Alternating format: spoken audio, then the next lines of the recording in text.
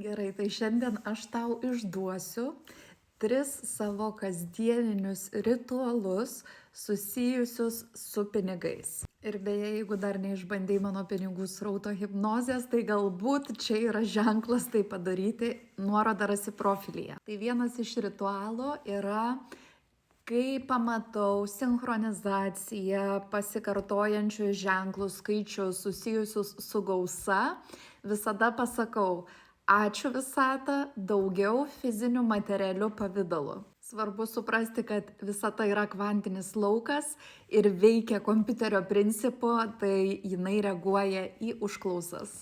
Kitas ritualas, kurį darau, kai moku ar perku, ir ypatingai jeigu moku didesnes sumas, tai visų pirma visada pasitikrinu su savo kūnu, ar jaučiu įtampą.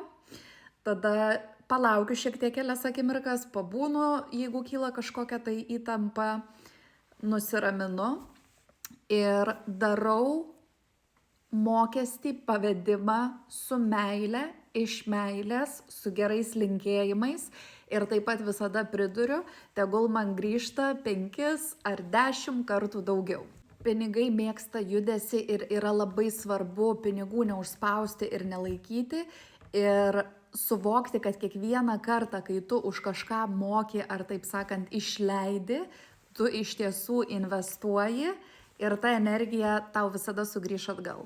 Ir dar vienas ritualas, kurį darau, tai kiekvieną vakarą prieš užmiegant pinigams padėkoju ir pasakau tokius žodžius: pinigai, raskit būdų, kaip pas mane ateiti. Tai viskas, nuo šiandien žinosit mano cheat kodus.